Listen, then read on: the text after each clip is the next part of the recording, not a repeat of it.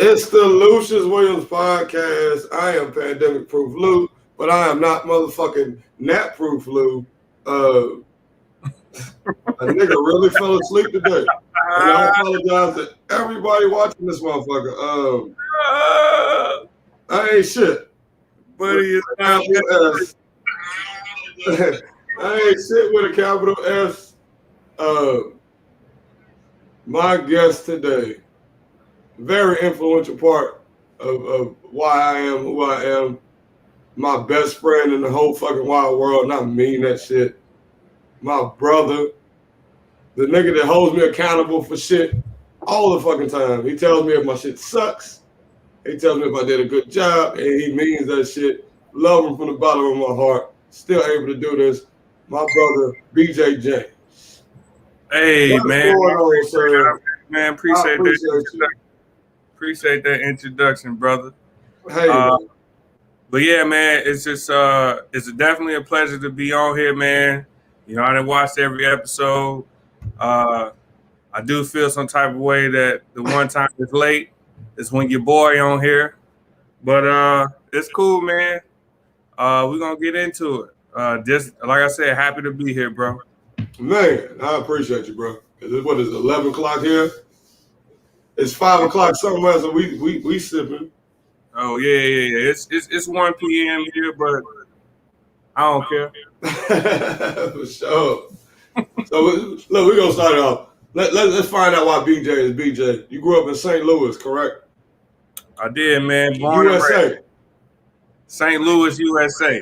Hey. It's a whole different state. There's 51 states in America. Most people don't know that. Yeah. But St. Louis is its own state. Ain't no Missouri. Yeah. And growing up, how was it for you? I mean, because I love St. Louis.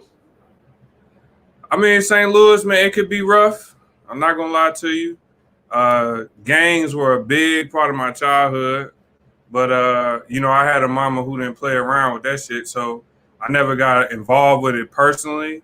But most of the cats that I grew up with, like, they was involved in it, and cats really wouldn't know the difference anyway. So, you go in the wrong hood with the wrong color, which happened to me more than one time. They just think like, oh, well, you affiliated. So, but it did a lot of running away. You know what I mean? Well, yeah. And that nigga fast as fuck. It used to be, not no more. Not no more, dude. No, because, like, I didn't know that. Like, going to St. Louis, you know what I'm saying? Like, my first experience with St. Louis was Nelly. Okay. He wasn't talking about no gang shit or nothing. It was St. Louis. So when you finally get there and you realize, like, yo, it's a gang culture here. You know what I'm saying? Like, I didn't have a clue about that going up there. Yeah. Well, honestly, man, a lot of people didn't really peep. Like, even in that country grammar song, like, there was some like violence kind of stuff that he was talking about. Not much. It's hard to kind of pay attention to it because it sounds like a damn nursery rhyme. Right. But yeah, man, anybody who will tell you, man, like, St. Louis is one of the toughest cities, but I love my city though. You know what I mean? Yeah. I wouldn't want to grow up anywhere because it teaches you a lot. It teaches you how to adapt. You know what I mean? Like, I just brought up the thing about the colors thing. Like, you got to be able to adapt. You got to know your surroundings and stuff like that. And obviously, that paid dividends in my current profession. But yeah, man, it was cool. Everybody know everybody pretty much. It's like a major city, but you'd be hard pressed to not run into somebody who know 3-4 other people that you may know. So definitely a good experience. But would I ever move back? Nah. You wouldn't move back? Nah, no sir, no way. Why that? Just being away for so long, man. I'm just accustomed to a different way of life.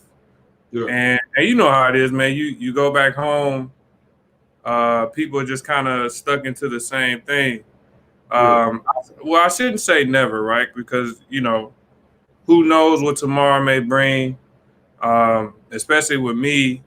I'm about to transition to get out of my current profession, God willing, next year. So who knows? But I would prefer to be.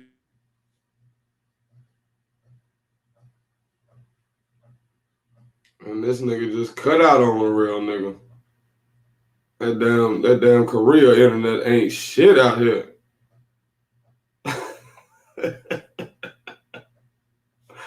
This is Lucious Williams podcast. We having technical difficulties. What the fuck? A nigga. Yeah, we were just talking about St. Louis. St. Louis is a beautiful place. This nigga is stuck on screen right now. I don't know what the fuck is going on. I'm gonna continue to sip my Hennessy. Hopefully he can click back in. That would be some beautiful shit. I'm a Leo. This nigga left the whole screen. Now I'm sitting here looking weird on Facebook Live and YouTube at 11:12 at night. And this just sucks right now. It really does. I appreciate everybody watching. I don't know when this nigga gonna come back in here, but I'm gonna drink. Anybody got any comments? Shit, I can talk to the people. Fuck. Anybody? There's 5 motherfuckers watching. That's what's up. What's up, Ray? How you doing? I know, nigga, this shit is weird. This shit is weird in the motherfucker. I am not used to this. Is why I don't go live. Cause a nigga really be a nigga really hate talking to himself. That shit's whack to me. What's up, Miss Peggy? I don't know if she watching now, but whatever. How you doing right now? You good? You all right? Your mental health good?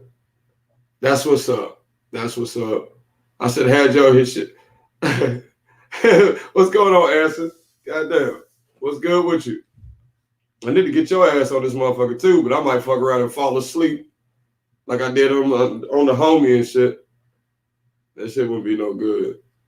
But yeah, I'm gonna get you on this motherfucker too. Let me see who else is watching. These niggas ain't shit out here, boy. This nigga whole internet just went out on a real nigga. It's some bullshit. Dorothy, I don't even know who Dorothy is, but hey, what's happening? How you doing? Art James, don't know who that is, but hey, what's happening? Shit, I had a tumultuous day, goddamn it. I went day drinking, nigga, and I realized that shit ain't for me. I motherfucking passed out at motherfucking 3 o'clock, and nigga, I just woke up, so still waiting for this nigga to come back on. But it is what it is. Oh, he's back. Yo. What's going on, cuz? I talked to myself for motherfucking 5 minutes. This is the greatest episode ever, nigga. Listen. I was finna light this goddamn weed up. I didn't know this many old people was up watching with me right now, but hey, listen, dog, that has never ever happened, bro. You know, like you and I would be spending hours online on the Madden. All of a sudden, my damn router just went out. So look, I'm on a hotspot on my cell phone now. But we live, we good, we live. What was we talking about? Oh no, let me talk to my cousin. I didn't know she was my cousin. What's up, Dorothy? How you doing? I was just playing. I knew you was my cousin the whole time. Oh shit! I didn't shove my cousin on this motherfucker. I feel like shit now. This is the most horrible day ever. Yeah, man. You my cousin on what side, Dorothy? Look, cuz coming out to support. I don't even know this is my damn cousin. That's that bullshit, though. Oh, I can't see the chat, huh? Nah, you can't see the chat. Right now, they said she's good. What's up? hey, Ray, turn up. Oh man. What's up with it? I mean, she know the deal with going up in the loop, man. Like she could tell you the same thing that I just said. Right. No, that's the homie. I was sitting here. I was sitting there talking to the homies while motherfucking you was gone. You know what I'm saying? You went on sabbatical real quick. He was bored like my shit. Hey man, I don't know. I'm about to go straight to the spot though. Be like, hey man, what's up with my internet? But anyway, I'm mad as hell too. I was pissed off over here. Like I dropped my phone like 3 times, like trying to get the hotspot up. Just angry. You know what I mean? I can dig it, man. Hey, bro, this is the shit that happens when you go live. So yeah, I can dig it, man. So your place of employment, what do you do, sir? I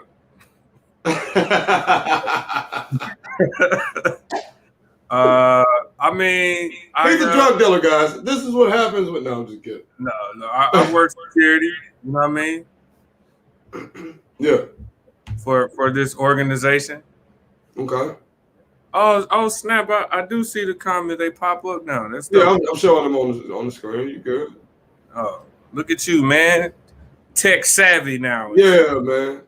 My cousin's from Blackjack, the country's place in America. That's some beautiful shit. Love you, cuz.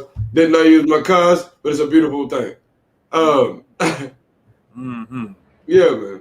But no, I'm in the military, man. You know, that's where we met. I still remember in 2003, this ugly motherfucker walked up in front of guard mount, was like, "Hi, I'm Airman Williams. I'm from Louisville, Kentucky." And yeah. But yeah, man.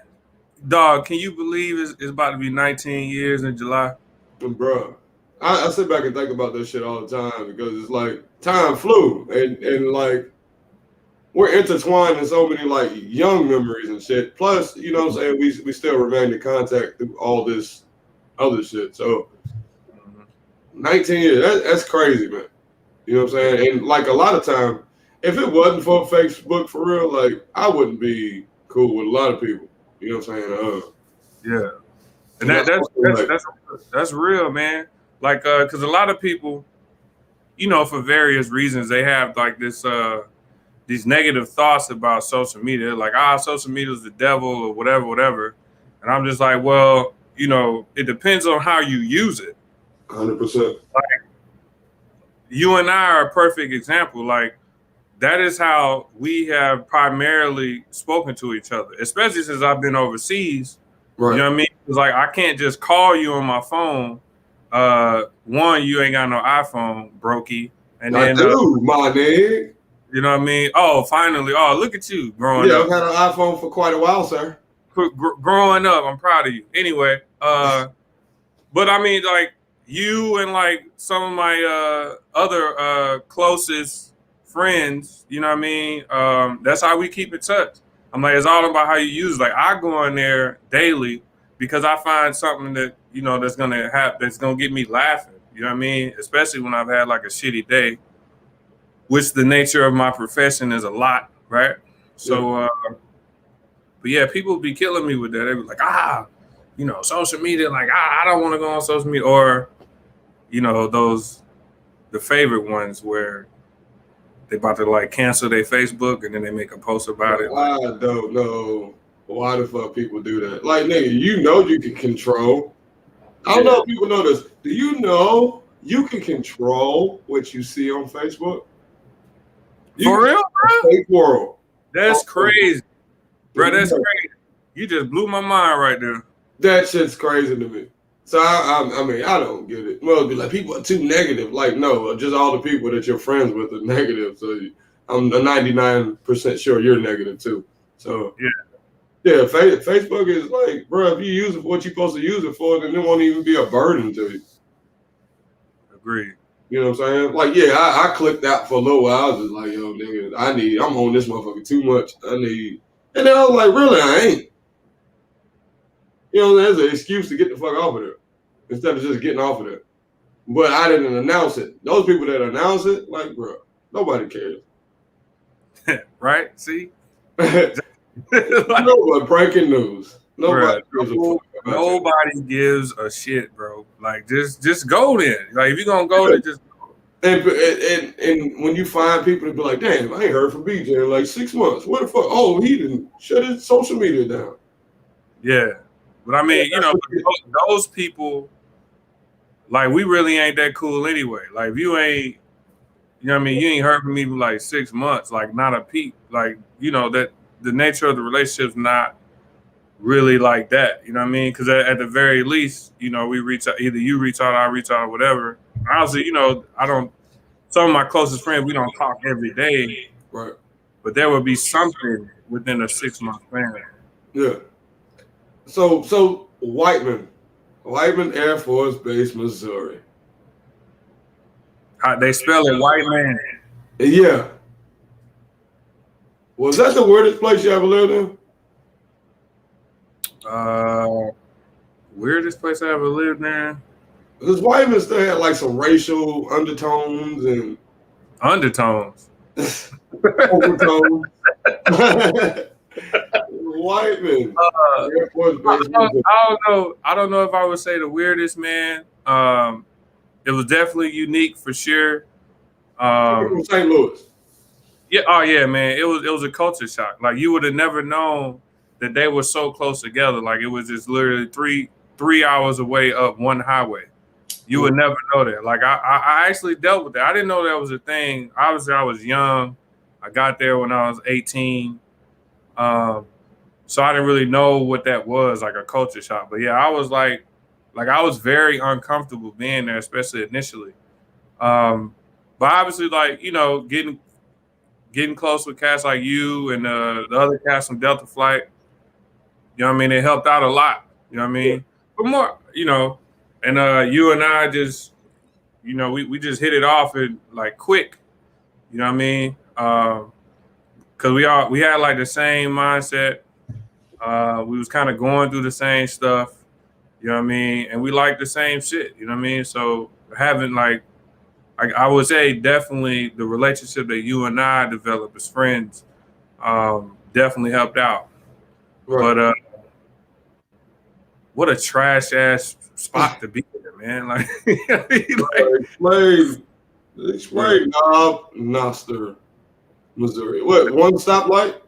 One single stoplight. One stoplight, a Sonic, a McDonald's. Ooh, shout out to Sonic, though. Nigga, Sonic kept us alive, man, many a day. Yeah, it did. I've never, like, I complain about it. I'm like, damn, that shit's expensive as fuck. And then I think about it, like, nigga, you used to eat this shit every day. Breakfast, lunch, and dinner, like, man. We'll get off from work and go to Sonic. Yep. Get off for 14 hours overnight, get up, go to Sonic, wake up, go back off base, go to Sonic before work, or McDonald's. Yeah. But like, I sit back and think about it. I'll be like, damn, our diets were horrible back then. Mm-hmm. As far as like, bro, we ate junk food every day. Yeah, man. We still got up and motherfucking did what the fuck we had to do. I never felt tired. I never felt I never felt any of them things. Yeah.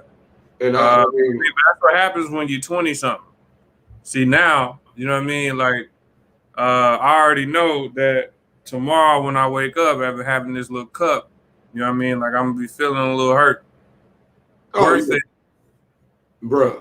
Now when I drink, bro, it's just like, niggas, obviously, a nigga will fall asleep in a heartbeat.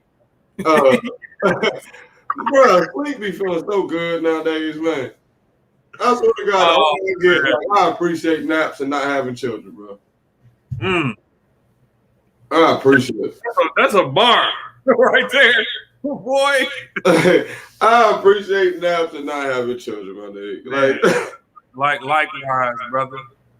Like, yeah, I can't explain it for people that have kids. I'm sorry that had to happen to you, but oh wow. I'm sorry you fucked that bitch in that Impala. But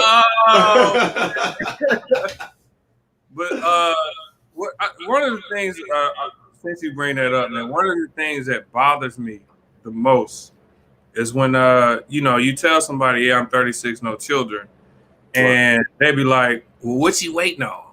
Like, like, well, first of all, I'm not waiting on anything. You know what I mean? It's a life decision that I chose. And now, you know what I mean, it's a life decision that I share with my wife. Right. You know, that's just not something that we want to do. It's not to knock parents. That's a difficult job, but it's just something I don't want to be a part of. But then society tries to make it seem like you have a problem, like there's an issue with you because you don't want children. And that actually be like boiling me up. Cause I'm like, so you want me to be in the same boat as you and have to like ask somebody to watch your kid because you want to like go to the movies. You know what I mean? Like, nah, like I just like to wake up. Me and the wife decided we want to go somewhere, we just gonna do it. Right. I like life. And I don't feel like there's nothing wrong with that. I don't think there's nothing wrong with that either. I think like people get caught into the mindset of doing shit their parents want them to do, whether or not they want to do it or not. So you'll get stuff like you'll see people get married for no reason. And what I mean by married for no reason is two people just get married just to please another motherfucker. They have no control, no say so in their life. They just get married. Yeah. Just so their dad can be happy. And me, I don't give a damn what my dad think. Like right. Come on now. Don't jump off the deep end now. No, we're not. I really don't though. I don't care about nobody's opinion like that. So I'm gonna do what I want to do, and I'll stand on whatever decision it is I make. It's not to knock my dad, like, oh, he don't tell me what to do. But at the same time, he don't tell me what to do. You know what I'm saying? I'll never be, I never feel like I'll be validated by living up to his standard. I got to be my own man in a way. So like with not having kids, yeah, people try to push you into that shit. That and being married are the two things. Being married pisses me off more than anything. Because they'll ask you, you'll be with your girl on a good date, and a motherfucker asks you why you ain't married, and she look at you all googly-eyed and shit. Yeah. And you gotta answer that question like, I just don't want to be. Like, what do you want me to do? And that's an argument. I think a lot of that is still, unfortunately, in young women at an early age, where it's like, if you're not married by a certain age, like you somehow failed some way. And I think we can get away from that. You know what I mean? Because everybody's life journey gonna be different. Like, you know, I got married young before. Shit didn't work out. Shit ended horribly. You know what I mean? I was there. Yeah, I know. But you know what I mean? So like, but too often times, like people just feel like they need to give opinions or tell people how to live their life. But no two lives are ever going to be the same. You know what I mean? So you just gotta let people figure some shit out sometimes. Right. But yeah, man, I get sick of that. You know what I mean? Like people like, because you know, me and my wife, we've been married. How long now? going on 5 years. You think? I hope. Nah, it'll be 5 years. June 20th. Right. But yeah, like, I mean, right after we got married, when y'all gonna have kids? Like, that ain't something we trying to do, bro. Like, I mean, let's go off on a deep end and say most kids ain't playing. You said what? Most children aren't playing. I think statistics would show that. Yeah. So it's just like when you gonna have kids, like you didn't plan for the two you had. Like, why the fuck are you pressuring me? And you struggle. I just gave you $20 last week. Like, you just struggle. Like, it's out here. Like, why in the fuck would you want me to go through that? It's so weird, bro. It's so weird. Like, society is company, I guess.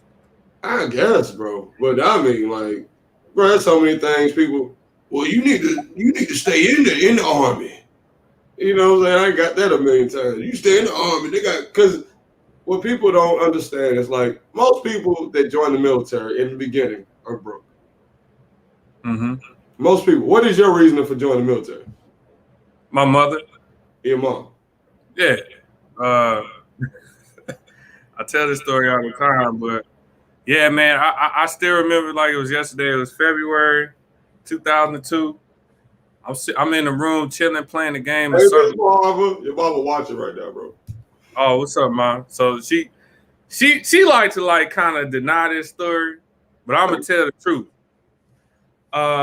So I still remember like February, and now mind you, I got to go back a little bit further. Going into my senior year, like I was supposed to be a junior again. Okay. Think about it, right? So, but then like I got to my new school, the council was like, "Hey, we can get you out of here on time. You got to do this, this, and this. It includes like night school, classes online, blah blah blah." So I was like, "Yeah," because like I could not do an extra year of school because I hate school that much. Anyway, it's fast forward. I'm killing everything I'm supposed to do, and now I'm on the track to like graduate on time. So she called me downstairs. She like, "Hey, um, so what I see you got to graduate on time. Happy. I'm glad. I'm see it. But we need to talk about what you're gonna do afterwards."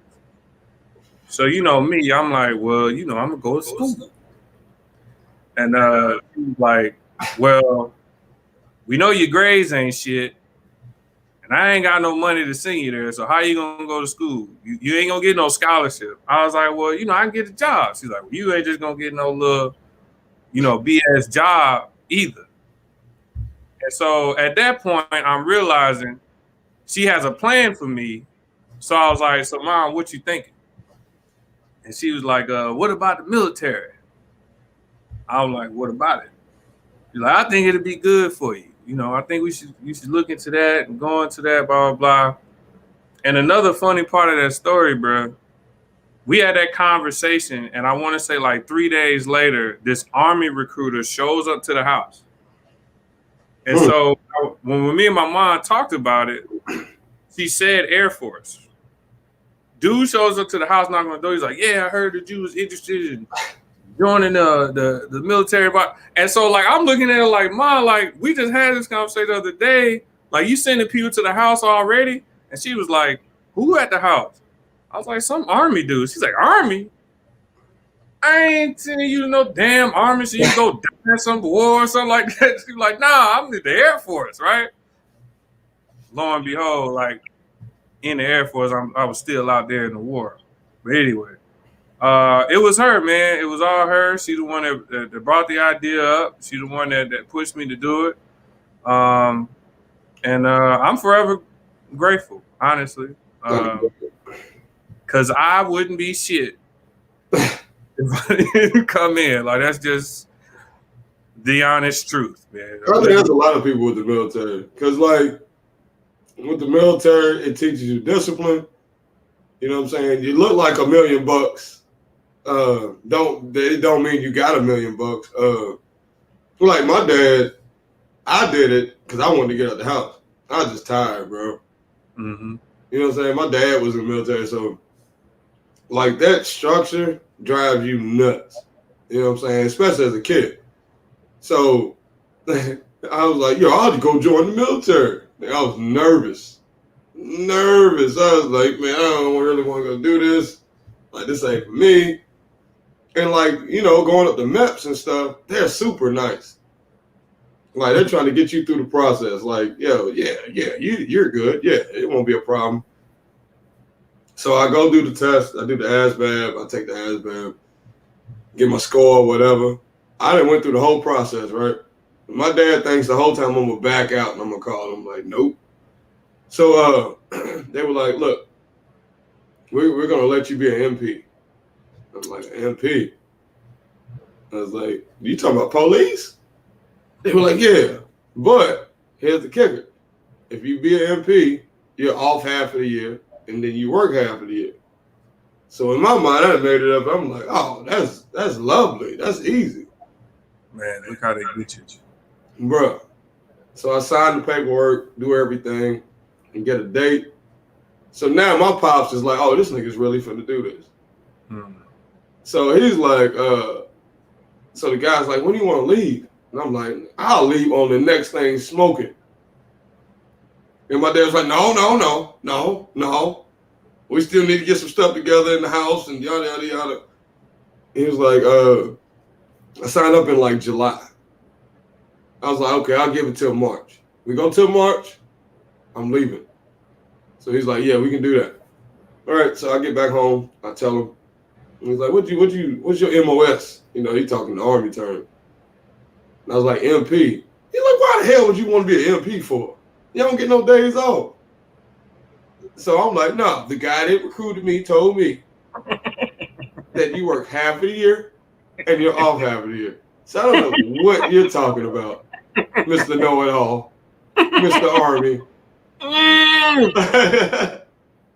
But he knew something that I didn't know. Yeah. So I go in and it's totally different. Did your recruiter lie to you on the way in? So no, he did not. For one, he told me straight up, he's like, I don't know nothing about being a cop. But so for me, I was a little different.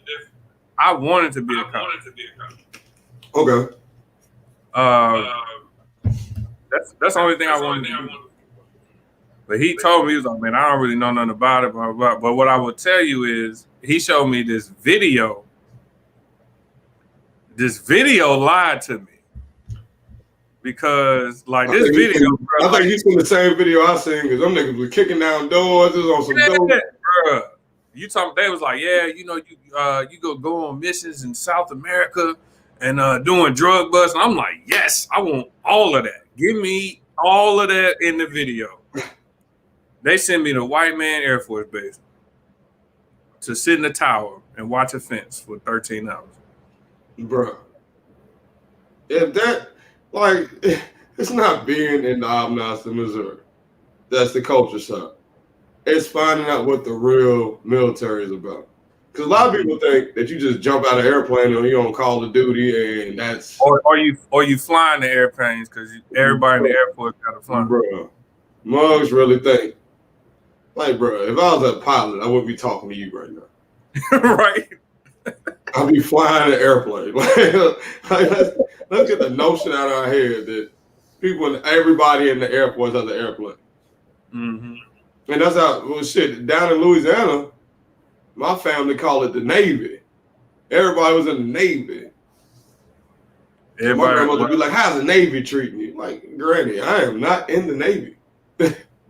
I go home and people still be like, so how you like the Army? Like, I'm in the Air Force. They all right, I guess. Next question.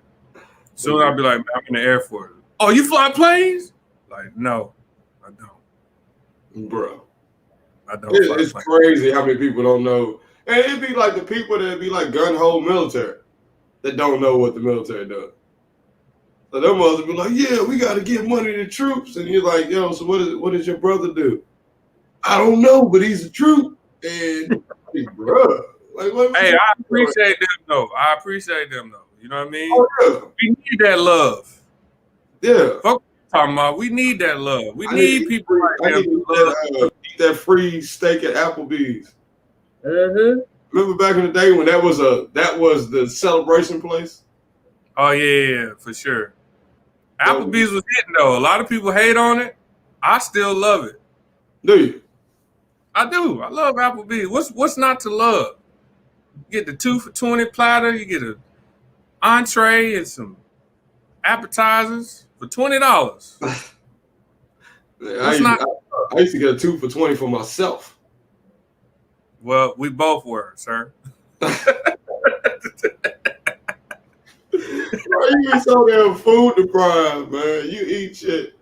Applebee's is all right. I've never had a problem with Applebee's myself either. Yeah. I don't eat there much anymore. My go-to is Texas Roadhouse. Look at you, bougie now. Man. You know, I done bumped up. I got a little tomahawk steak. But he get a little famous, and now he don't know how to act. He got to get the road. You know, I do what I can do. But like navigating through Whitening, bro. What are the biggest lessons you learned through Whitening? Oh man, biggest lesson. I mean, well, number one, I mean, obviously would be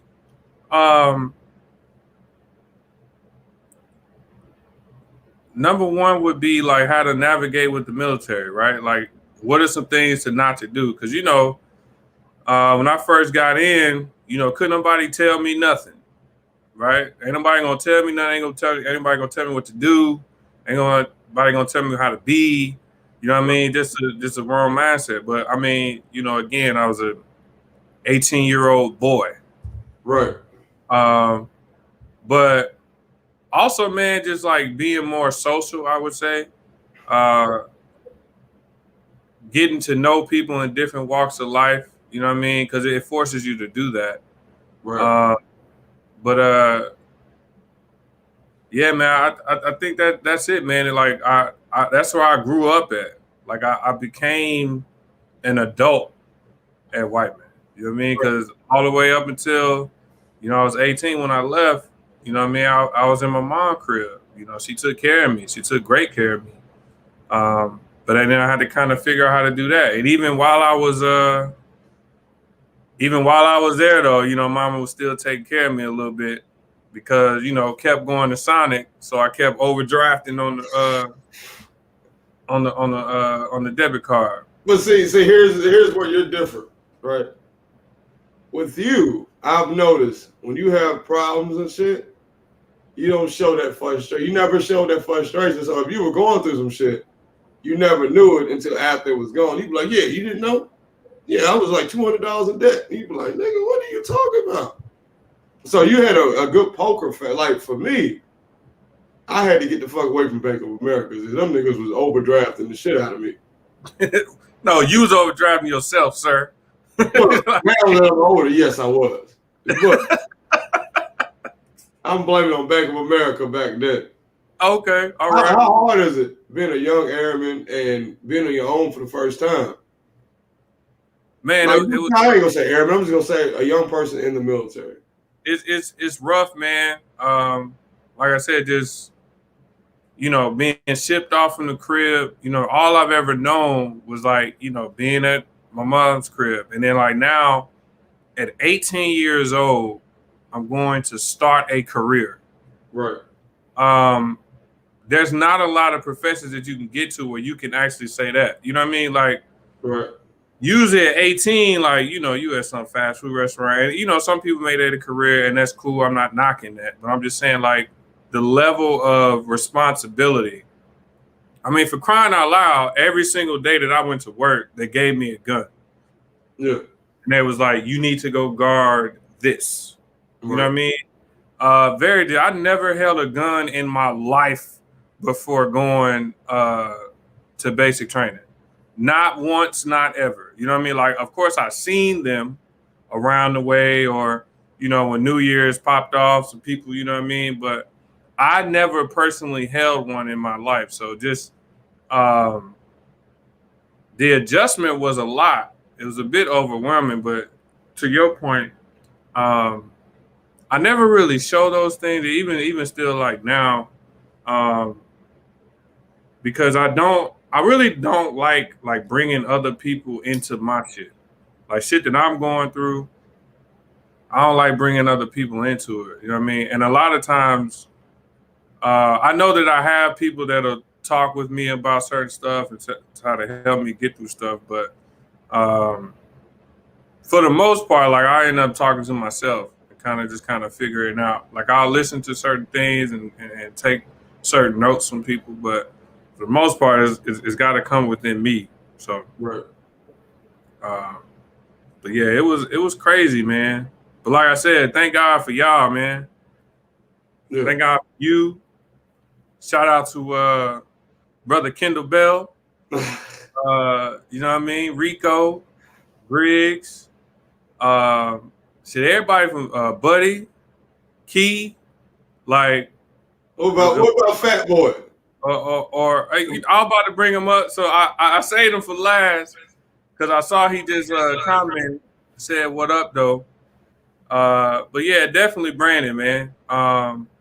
You know what I mean? Because like me and Brandon, we met before you and I did, right. But it was the same thing, man. We just hit it off. He was so funny to me though. You know what I mean? Like, just the way he was, man. He was just always hilarious. But he was like super sarcastic, like me, and we'd just be going back and forth like all day. But yeah, that's my guy, man. Shout out to Brandon. I'm glad to see you watching, even though you're supposed to be in here.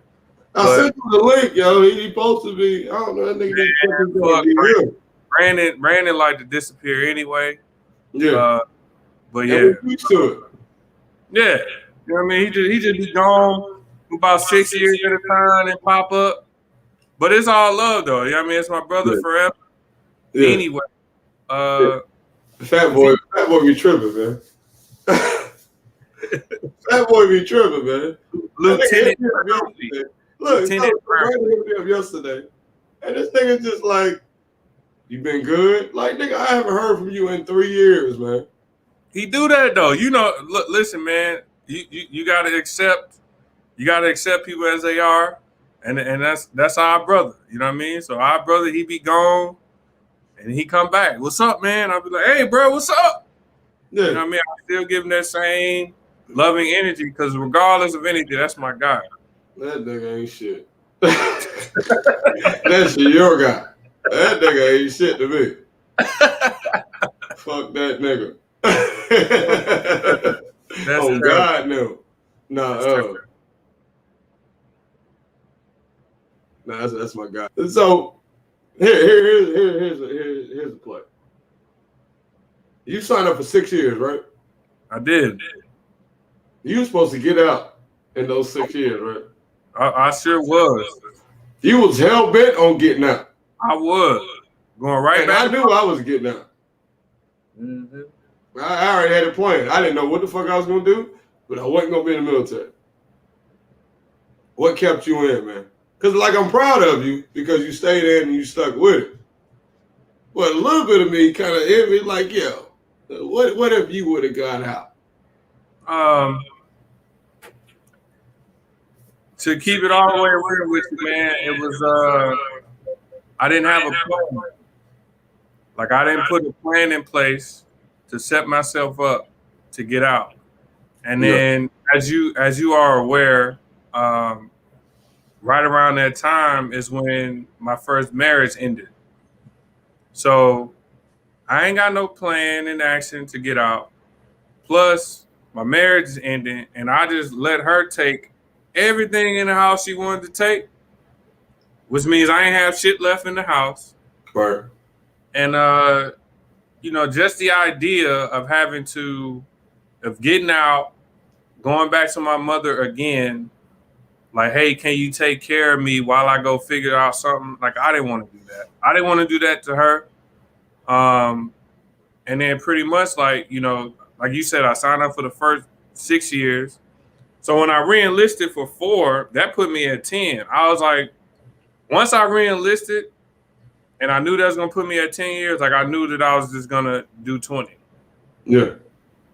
But that was it, man. Like because I knew that if I got out, like I said, I wasn't gonna be on shit. You know what I mean? Yeah. So, but I am thankful that I stayed in. It's been a wild ride, wild journey, but I also often look at it like, if I didn't stay in, I wouldn't find my wife now. Yeah. She completes me.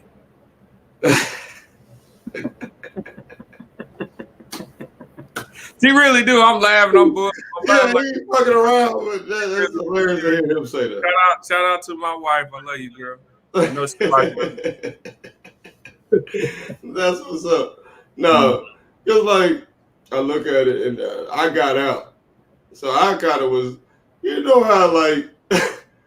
how you go outside when they say, yo, it's cold as fuck outside, and you'll be like, let me check it.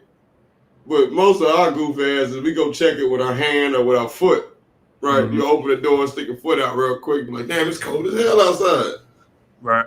My stupid ass walks outside with boxers on to check to see how cold it is and don't realize, like, damn, it's cold as shit. When the door closes, it locks behind me, and now I'm stuck. And that's how I felt when I got in the military. That's always been you. I mean, you said it earlier. Ain't nobody gonna tell you how to move. Like people can give their opinions, but you know you're gonna move how you move. But what I would say to you, man, is that that's one of the biggest things that I respect about you. You know what I mean? Like you was like, see, like for me, I was scared, right? Part of me was scared to getting out because I didn't know, you know, what the future would hold. But you was like, now fuck this, I'm out. I gotta go live my life, which is dope, man. Because like you still made a way, and I mean I know that there was some hard times, right? You and I we talked. Yeah. And I won't get into it because that's your business. But no, you good, bro. Go ahead. You straight. But you know what I mean. But you still persevere, man, and it's a great thing to see. Right. You know what I mean? Because I still remember, like we don't talk about it much, but I still remember how you described to me about your tenure, like down in Florida. Yeah. But you know, from where you was at to come back, you know what I mean. You happy. You still ugly, but you happy. So you don't fly, man. Stop it. And shout out Tom Brady. I know he ain't watching this, but shout out Tom Brady. Ah, man, fuck that. No, it's we weird, bro. Like, nation in the building. Nigga, if that fat ass quarterback y'all got don't retire and go sit down somewhere, y'all ain't gonna be shit for a long time. Bro, listen, we'll be on here for hours if we want to talk about him. Let's just move. Let's just move on, man. No, I found out through those experiences. Yeah, it builds you tougher, but God, dog. You know what I'm saying? Like sometimes when you're going through stuff, you don't think it's ever gonna end, and then when you finally come out of it and you see the light at the end of the tunnel, it does something for you. You know what I'm saying? Granted, I could have just stayed there for a couple more years and pondered what the hell I was gonna do, and then got out. But of course, I'm hard-headed, so I got on out. And like I wasn't. It wasn't an attachment. You know what I'm saying? It wasn't like I had a career going. I was still at a ground level as far as military goes. And you know, like a lot of stuff wasn't adding up. It wasn't like, yo, I got deployed or I went. So there was really no validation in it for me. Mm-hmm. So when I finally did get out, I just didn't know what I wanted to do. And that's the hardest part of getting out, is knowing what you want to do. That way you have a goal, because the military already trains you, you know what I'm saying? Like, you do this, this, and this. It's structured. And then when you get out, it's like, yo, ain't nobody waking me up in the morning. Ain't nobody sending somebody over to the crib to wake me up just because I'm late. Like, it all falls on you. And it's so much more difficult. Yeah. Because you don't really, because most people, I ain't going to sit here and lie, most people out in the civilian world really ain't shit. They have horrible tendencies. They have horrible, they have horrible ways of going about shit. Bro, that's the same. That is the truth still on the inside. Yeah. It's, which is why I can't wait to move on, man. Right. What that's gonna look like, I don't know. You know what I mean? Like we just figured out, me and my wife, we just figured out where we're gonna go next after here in Korea. But so now, like, I'm like, well, I don't want to be separated from her. So, I mean, if I get out next year, I have no idea what I'm going to do. Because, I mean, she got to be there. She still got 5 years left. Woo. Well, she'll have 4 years next year, like when it's time for me to go. So I have no idea what I'm going to be doing. But I don't know if I can give them more than 20. I feel like I can't do it. I mean, it's went by so fast. And like, I didn't understand how my dad could do 25, but he was in a totally different military than I was in. Mm-hmm. Apparently, you know what I'm saying? Like, I don't know if he, you know what I'm saying? I really don't talk to him about it. So I don't know if he really enjoyed it or he was like, yo, I just got to take care of these kids. Or, you should ask him, man. I should. You should ask him. Maybe when we talk in 2022, I'll ask him.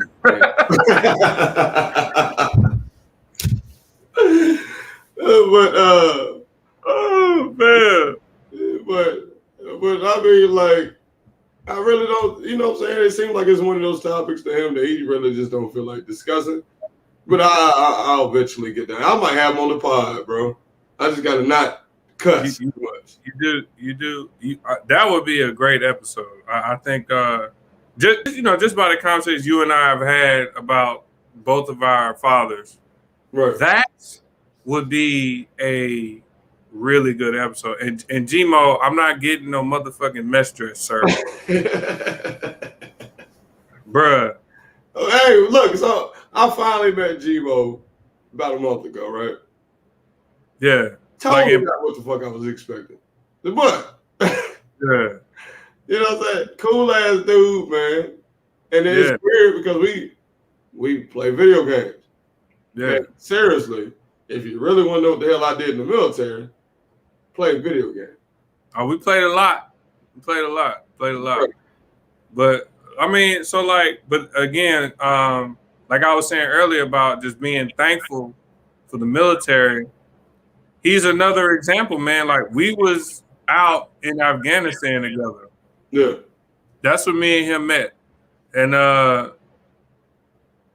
me, I got to take the video game with me everywhere. So it went with me to Afghanistan. And so, find out he played Madden, we was working together. And then, we hopped on the sticks. And then ever since then, you know what I mean? Like, what's up, Kev? I love this shirt. This is my third favorite shirt. Anyway, but yeah, but it just, just something like that. Like we're in the middle of Afghanistan, and Afghanistan was the roughest deployment I had. I've been on 5. That was by far the roughest. Yeah. G don't know what I'm talking about. I can't really discuss it too much further. But it's just that, like, you know what I mean? Like I would have never met Gmo hadn't, I've been in the military. But yeah, that's my guy, man. Always been cool. Always been a solid guy. He was funny. We was actually stationed together in Turkey too. Okay. Yeah, that's my guy. Yeah, when I met him, you would have thought I knew him from like way back, and I kind of do, through video games or whatever. Yeah, and he was like super. He was super cool. He was super cool, even though he don't know I was nervous as fuck. You know what I'm saying? Like before a show, I'm like trying to get my mind ready and I try to play it off, but I'm nervous. I'm a nervous wreck. And he came and supported, man. And that was like dope as fuck to me. You know what I'm saying? Because he didn't have to. You know what I'm saying? Like we just knew each other from playing back and forth on Madden or NCAA. And you know what I'm saying? Like he was a cool ass dude, man. And I appreciate you for introducing me. And that's one thing about the military. You usually, for the most part, you can kind of pick your circle, and it's usually like people who are like-minded, and sometimes you'll have a knucklehead here or there. Mm-hmm. But that's what I appreciate about the military. Like most people, I ain't got to check my house to make sure ain't nothing gone when they leave. You know what I'm saying? Like, yeah, these are pretty solid people. Yeah. And you build a family with them, you know what I'm saying? And this fat ass nigga Brandon still ain't in this damn chat room, and I just sent him the stream and everything. Listen. If the buddy is nothing if not unreliable. Oh, you know what I mean? I'm so glad I ain't. Yeah, that's my guy.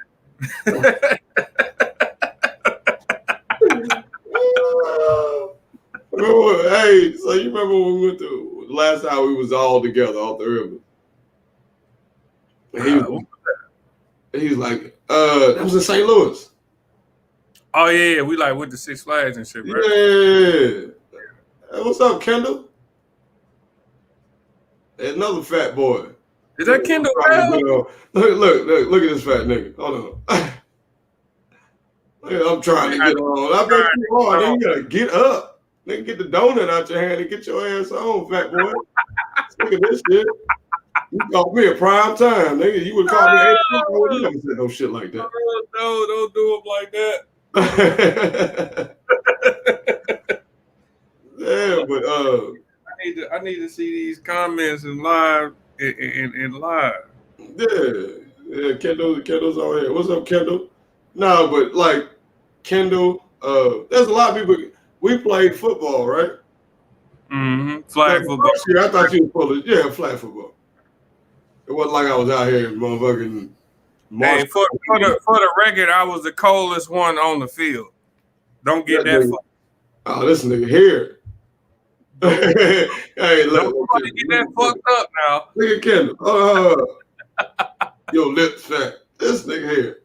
Your lips are fat. Man, that nigga whole body fat. I don't worry about that. No damn lips. Hey, look.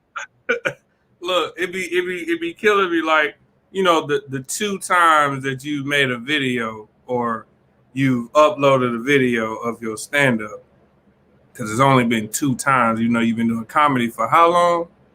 8 years, sir. 8 years, 2 videos. Only 2 times I get to see you do stand-up. We'll talk about that later. It be killing me though, like when you be getting all tongue-tied, it be looking like your lips like can't even fucking function right. He said it looked like the little flowers on Mario Brothers, huh? Yeah. The little flowers that come out the pipe. That's what you're talking about.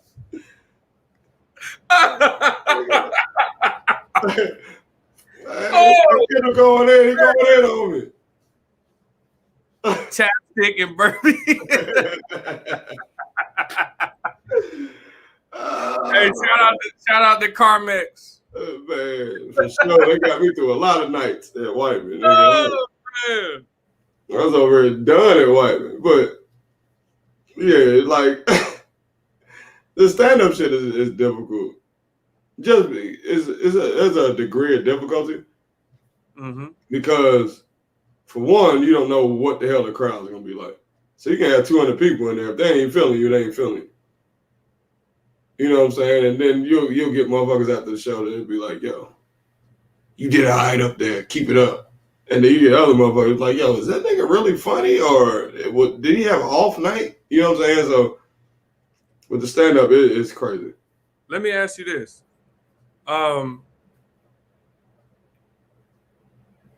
So how can you tell, when you on stage, how can you tell if they feeling you or not? Like, obviously... I'll find out before the show if they're feeling me or not. How do you do that? How do you do that? Reading the room. You know is that what it's called? Yeah, it's called reading the room, son. Fuck out of here, dog. Yeah, I learned it in the early 80s. No, really explain. Don't tell me a fucking catchy catchphrase. No. Real shit. It's called reading the room, bro. So what I do is, while people are filtering in, I'll sit in the back of the room. They don't know I'm a comic. I don't know who the fuck they are. So it looks like I'm just a person in the crowd or whatever. Mm-hmm. And I'll listen to how lively they are. So, like, you have music playing, but you can see people, like, when they're having, like, good conversations across the table and stuff, you be like, okay. You know what I'm saying? They ready. Or if they're just sitting there and they just, you be like, oh, shit. You know what I'm saying? So you can kind of, like, see what kind of crowd you got based on what the hell is in the room. So, like, when you get up there, and with the host, if you're hosting or whatever, you can kind of get a feel for the room, too. Because, like, if you're a good host, your job is to, like, basically sacrifice yourself for the sake of comedy. So if I'm hosting, I'm trying to interact with everybody to get them loosened up so when the show really starts, they're a little bit more loose. All right, so okay, I understand the need, or I understand the logic in doing what you're saying, like sitting back and kind of watching first before you go on. But what I'm saying is, like, okay, so like you could read the room, like they could be very, very lively, right? Yeah. But I feel like, and again, I've never done comedy, right? So this is just somebody who just, you know, kind of guessing at it. But I feel like you could read the room, the crowd could be very lively, but you could still get on stage and like they just not feel it. You know what I mean? That's why the first joke is so important. The first joke, I know what I'm going to say. You know what I'm saying? I have a set of like, here, this is where I want to go tonight. So if I got a bunch of couples, I'm not going to open up with single people shit. Or if it's an older crowd, like older crowd wants to hear a joke. So like, I've noticed older people, they appreciate comedy. So they'll appreciate a joke. You know what I'm saying? Whatever that is. If you can just lead them on for a second and give them a quick joke real quick, now they're interested. So would you, and I don't mean to cut you off, bro, Oh, but like, you know, when you told me that we was gonna do this, right? You and I really haven't like had like a conversation on like your comedy journey or like how you formulate, you know, how you're gonna do your comedy. We haven't had that. It's just been like, yo, I've been doing comedy. I'm about to do this stand up tonight or whatever. Which so I wanted to take this opportunity, right, to kind of pick your brain about stuff like that. Right. Not that I would ever get up on stage and be a comic because fuck people. You know what I mean? Like I'm not about to just stand up there and you about to judge how funny I am. I know I'm fucking funny. Fuck y'all. You know what I mean? But anyway, so I guess when you're speaking about like the older crowd, they appreciate a joke. So is there like, do you feel like there's a specific type of joke that older crowd prefer as opposed to like younger crowd? Or is it just like, it just need to be a joke? It just like a lot of it needs to be a joke. But the younger crowd, they're kind of conditioned to, when you go Netflix, every special is not a good special. Older people, our age and older, a special was a special. You know what I'm saying? Like you worked your ass off, and that first special, Cat Williams, Eddie Murphy, you know what I'm saying? We're conditioned to that as being a special, that being comedy. Mm-hmm. Younger people can kind of appreciate the grind. So they come out and see a lot of the open mics. Older people come see shows. So if you're on the show, they expect you to be, if you're on the flyer, then you should be funny. Yeah. You know what I'm saying? So like there's no specific joke. You just gotta, and you gotta have confidence. Like a lot of motherfuckers get up there and they be scared. And you can see it. Yeah. You know, and they start stumbling and fumbling through shit. And you be like, damn, this nigga, he fucked up his own joke.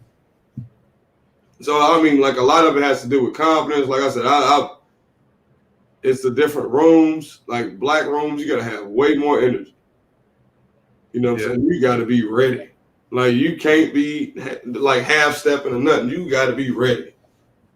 Cause ain't no, you know what I'm saying? Black people ain't about to spend $20 and not laugh and be happy about it. Yeah.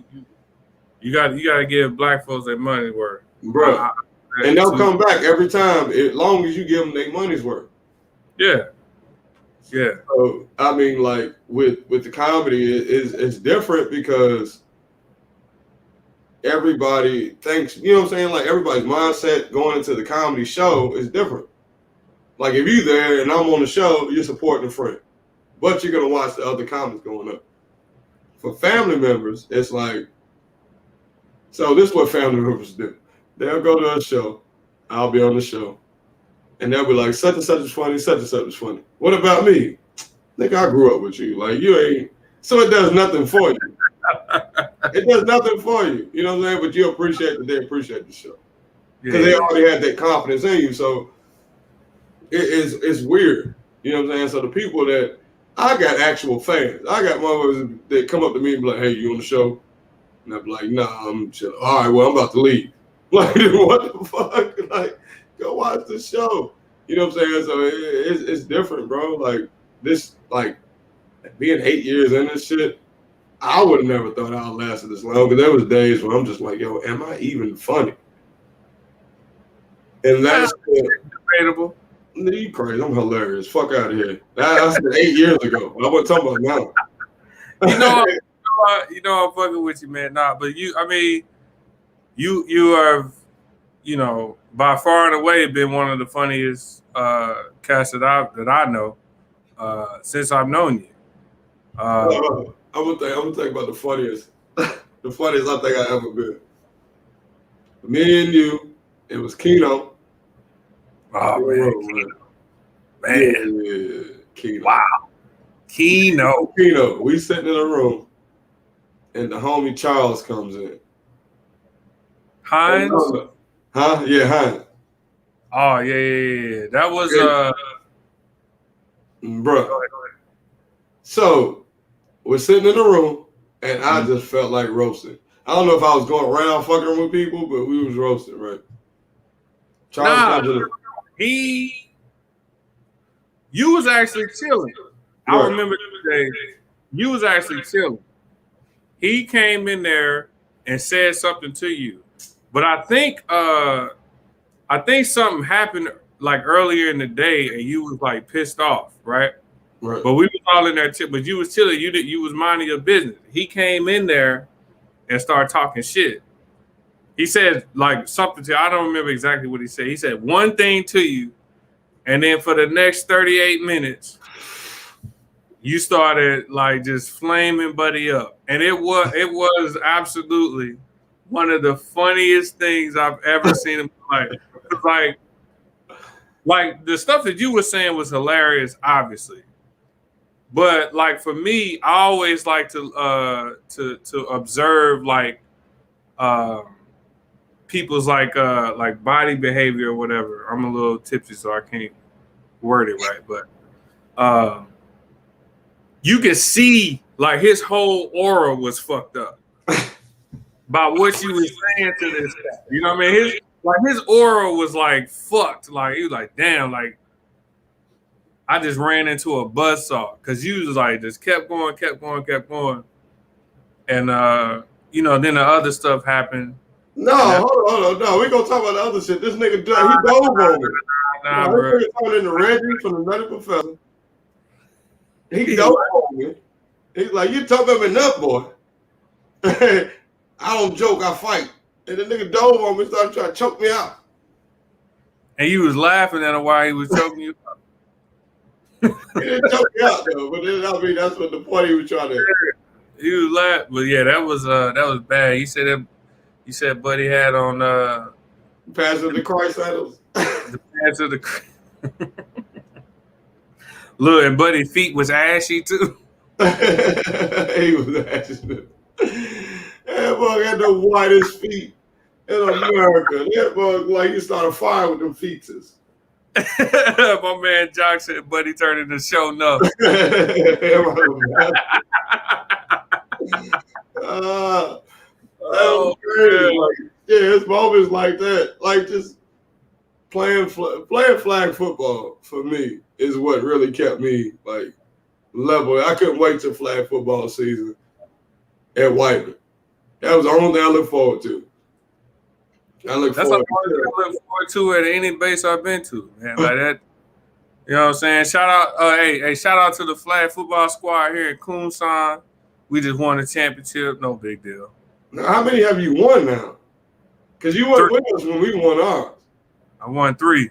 You won 3. Okay. 3 of them things. Man, because that first one, bruh, it was like the stars aligned on that first one. You wasn't. I think where'd you go? You went to Iraq?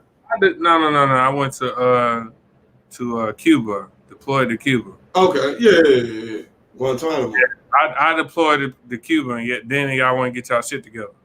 Bruh, that first one is like the stars aligned. So they basically did to us what they did to us the last season. We're gonna talk about that. Where they had all the games in one day. Mm-hmm. I think it had rain real bad or something, right? And the day we had to play, it was like 75, sunny, no clouds in the sky. It was just perfect. The grass we were playing on was like green, soft. And it was like everything just played out the way it's supposed to play out. And we won it. And that shit was so fun. Couldn't wait to come back the next year. The next year, we lose our damn quarterback. Yeah. By far, that was the most talented team that we played on. Other than the last year. And we got screwed over in that because we was just on some goofy shit. But that second year after Blasco left was tough. But it kind of gave us all shine. We kind of all just stepped up and did our job. Yeah. Bruh, so I don't remember if I told you that, did I tell you that me and Blasco was stationed together again in Jersey? Yeah. Yeah. Bruh, I kept trying to sell this cat on coming out there with us in Jersey. Like as soon as I found out that he was Was that Craig? The running back. it was Craig. It was Craig. It was Craig. Yeah, I ain't gonna say that. You ain't supposed to say his full name, motherfucker. That nigga, he probably locked up now anyway. Come on, man. That nigga had no future. Come on, man. I'm just playing, Craig. If you listen to this, I'm just fucking with you, bro. I know we Facebook friends. You probably gonna see this tomorrow. Oh, man. I know you have a future. That nigga works at McDonald's and he makes the best quarter pound. No, I'm just playing. I'm just joking. Hey, look.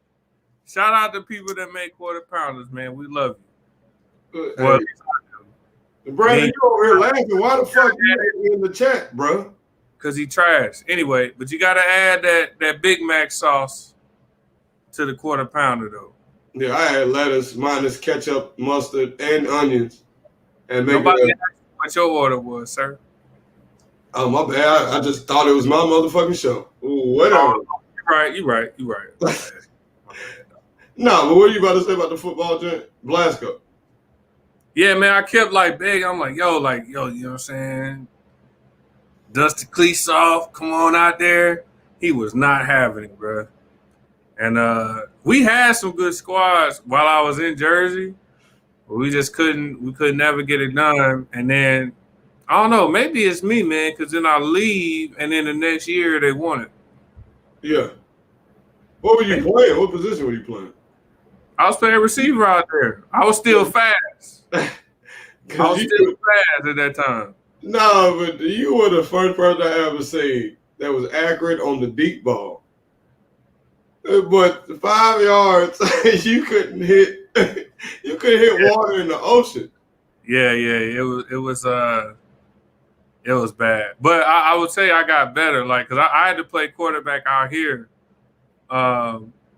At 36 years old, for a couple games, and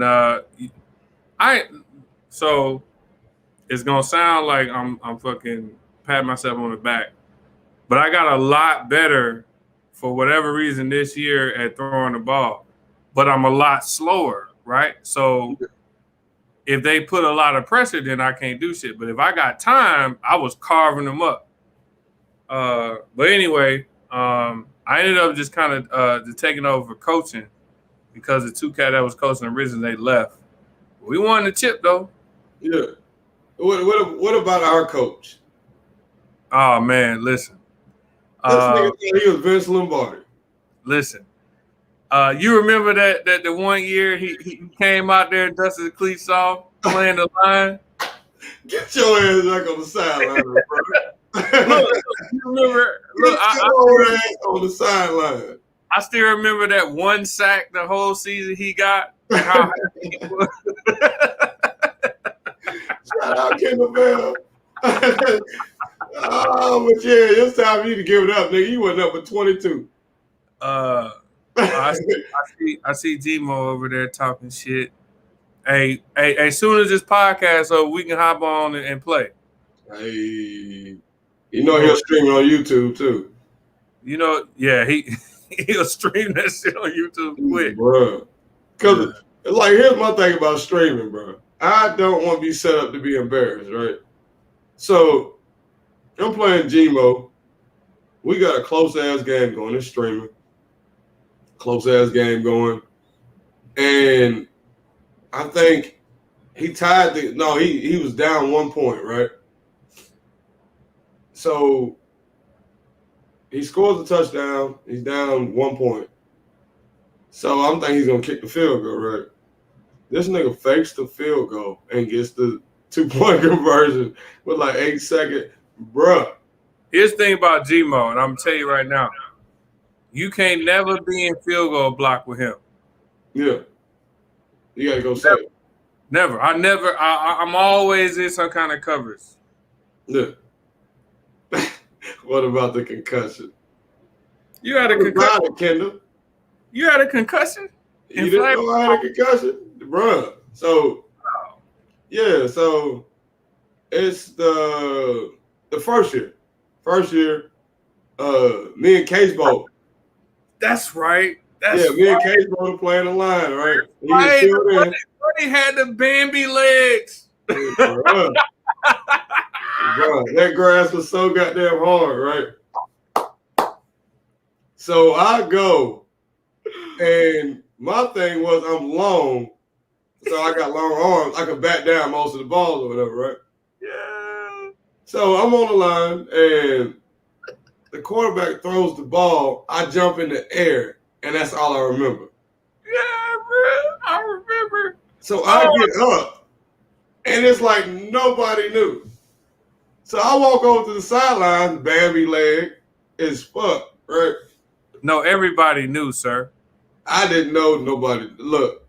Everybody knew when you stood up or tried to stand up. Cause like, bro. Bruh. I'm sorry. It's like hey, hold on, BJ. Hold on. We got a special guest, man. He finally figured it out? Our brother, man. He figured it out? The fat boy figured it out, man. Oh, unmute your mic, fat boy. Look, this nigga on the phone now. Look, I'm looking at him in the little. This fat ass nigga on the phone. Hey, let me call you back, baby. I'm Brandon. Fat boy. Look at him. Look at this fat ass. He over there being fat boy. Is he at work? I don't know where this nigga's at. Yeah, this nigga over here. Oh, look at Lieutenant Brownlee. But yeah, I walk over there because remember this fat ass nigga tore his tendon in his hand. Yeah, he did. He had the whole little shit on his arm. Yeah, I remember that one was driving with his left, and he was just like trying to. It's like, man, it hurts so bad, man. It hurts so bad. But yeah, I walk over to the sideline, and it's halftime, right? Mm-hmm. So I'm asking Kendall, I'm like, yo, did we win the game? And he's like, nigga, it's halftime. And I was like, oh shit. But he got up like, I was like, oh shit. So I try to go in after halftime, right? I play one snap and I'm like, yeah, bro, I can't go. I can't feel it. And then like the next day, like the same night I got home, I could not look at bright light. That shit was killing my head. And that shit was horrible. But I'm here now. Look, this nigga gets on the StreamYard to go on the phone.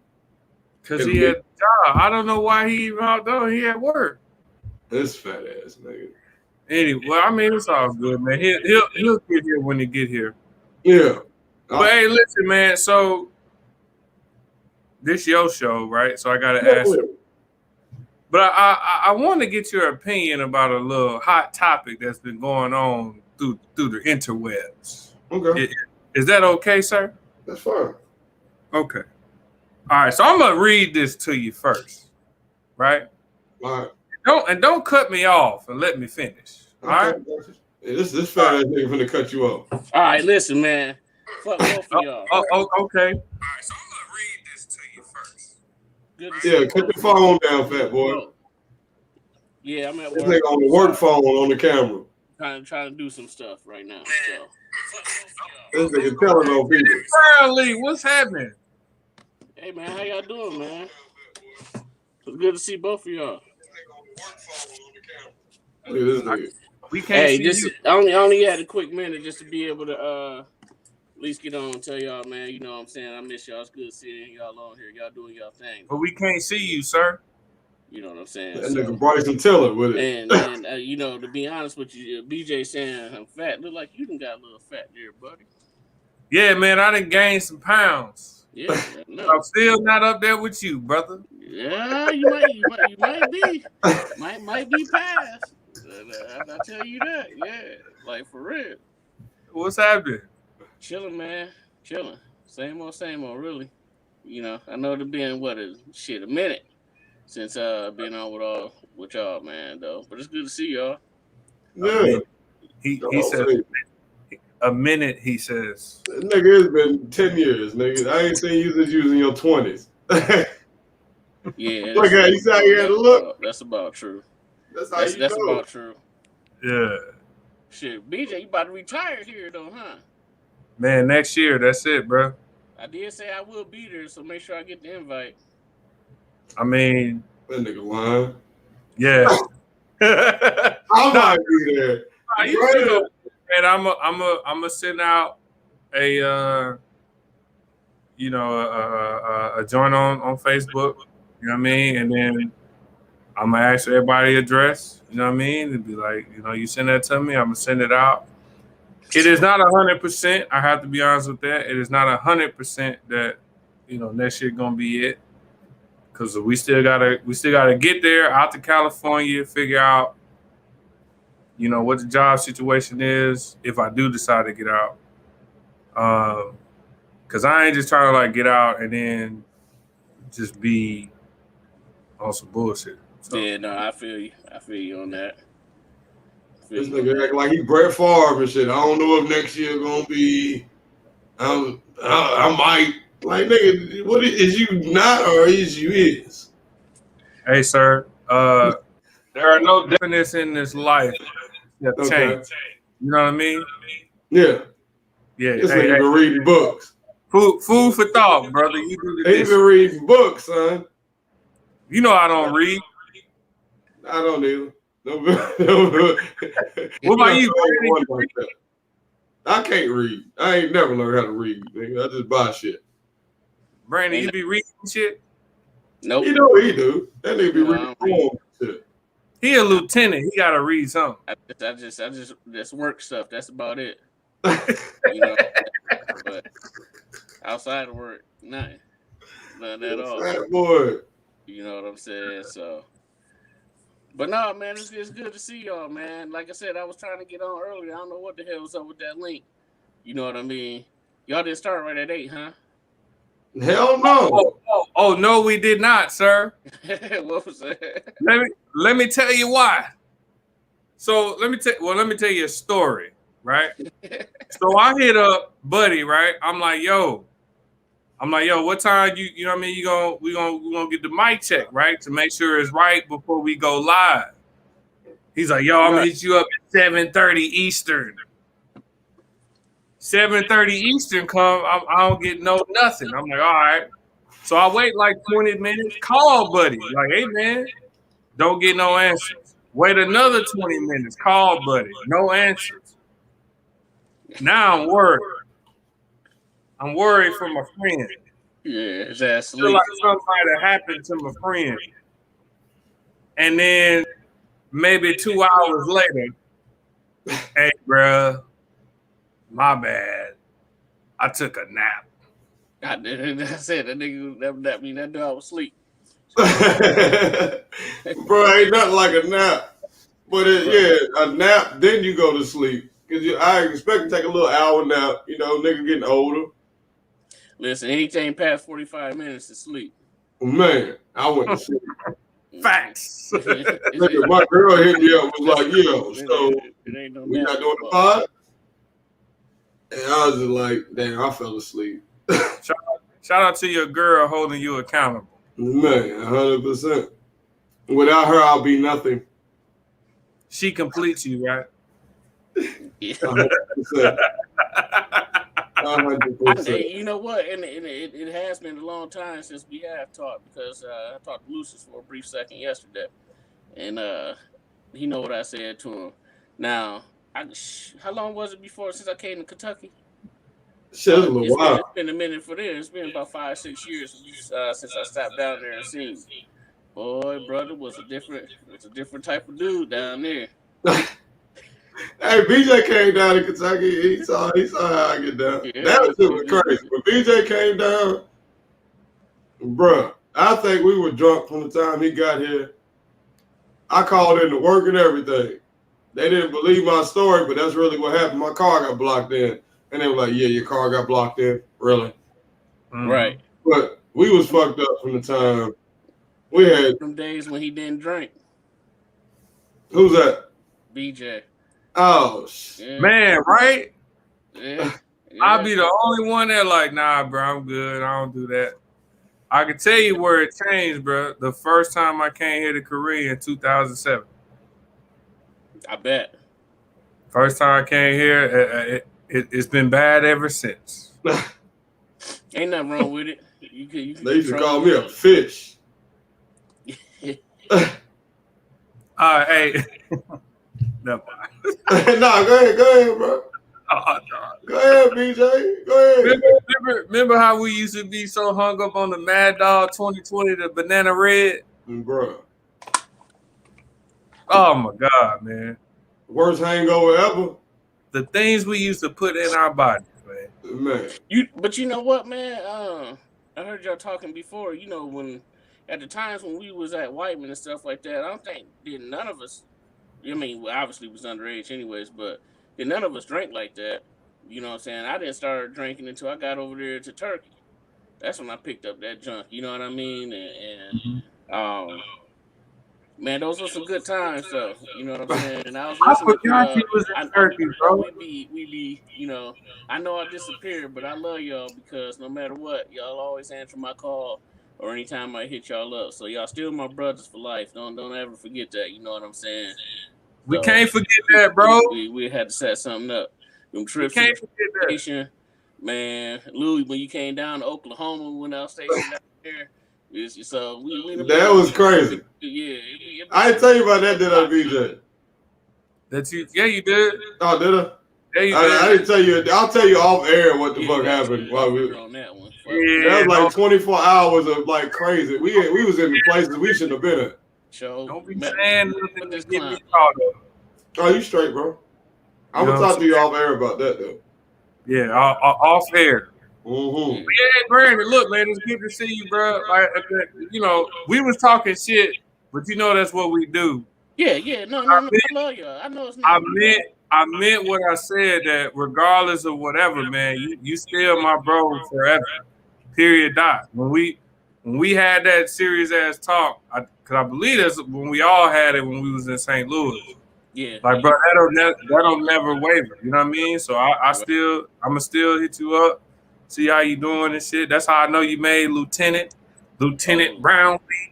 Look at him, Lou. He turning all soft ass. Look at him. Well, it's different for me because I meant that shit, Brandon. What I said. Why men can't be like vulnerable with men, yo? You what just happened? I'm trying to give him his flowers, and he gonna shit on me.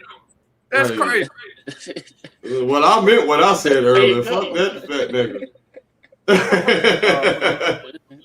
Hey, don't listen to him. First thing, man, I love you, bro. Love you too, bro. That be him. Hey, man, listen, I'm gonna continue to listen to y'all. I got a couple things I gotta do. Yeah, I'm at work, but like, it ain't nothing but love. We do gotta get together, figure some stuff out coming up. You know, y'all probably know life for me done changed out of these last 3 years, like big time. And I know I need to do better with just staying in contact and things of that sort.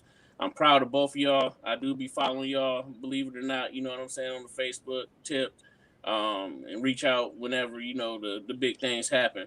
But both of y'all doing great. BJ, I'm still shocked that you win. We never thought it. I thought I was supposed to be the one to stay in for 20, and then y'all be going, but we done flip flopped it, and I'm proud of you. Lou, I'm proud of you. You keep doing your comedy thing. I'm actually gonna be out your way here in a few weeks, Lou, so I might end up stopping through there. Let me know, bro. We got to drive through that location going out of town. But I'm gonna continue to rap with y'all, man. I love y'all. Y'all stay up, and I'm gonna continue to listen to y'all. All right, man. Your cheeks fat to the motherfucker, but all right, bro. It is what it is. Oh, you don't get a bear built ass thing. All right, bro. Love you, man. All right, yo. Why you doing like that? Oh shit! Hey, man. We gonna be rocking for a while or what? I mean, we can. We been here an hour and 30.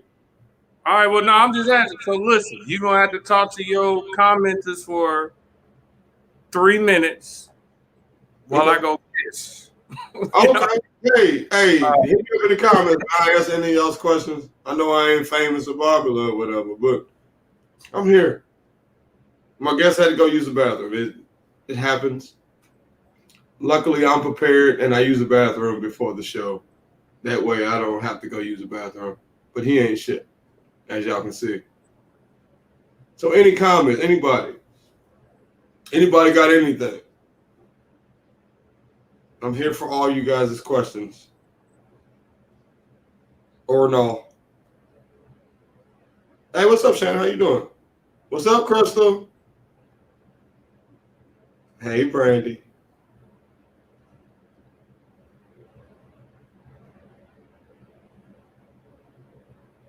Yeah, BJ do have a bobblehead, Gmo. And you ever seen the Jack in the Box commercials? He looks like the Jack in the Box. He got a head like the Jack in the Box mascot. I never knew how he balanced it. Now he gained this weight and now he balances it. Because when I met him, that mother was skinny.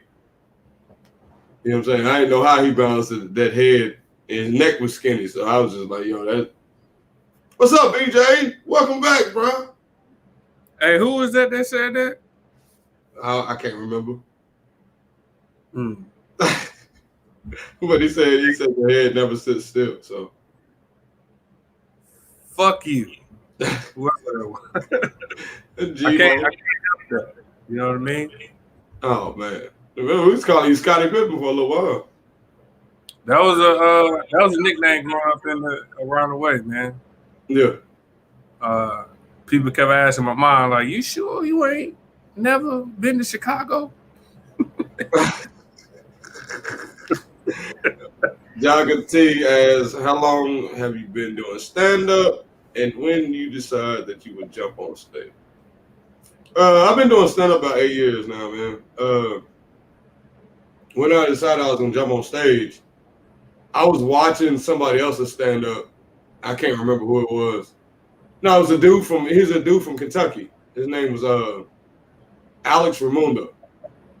And I was just watching stand-up or whatever, and I was like, damn, I could do that.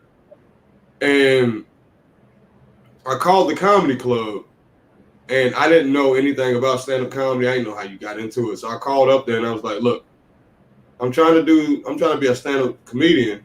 Like, what do I do? And they were like, you go to open mic. So I went to the open mic. I picked a date, went to the open mic.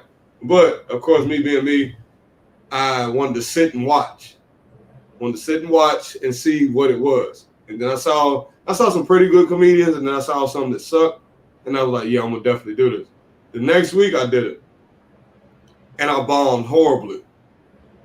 Because I thought like when you watch stand-up, you think that topical shit is going to last week to week and everybody's going to know what you're talking about. But no, it's that fan base that knows what that comedian's talking about. So I did it. I bombed miserably. The next week, I bought my sister, and I bombed even worse. And I just kept doing that shit. So that's what it was, man. And that's what it is. But we back with BJ. Hopefully, he wash his hands and get rid of that COVID bullshit. You think I got COVID on my penal region? Fuck you, bruh. Them juicy girls are cheap. First,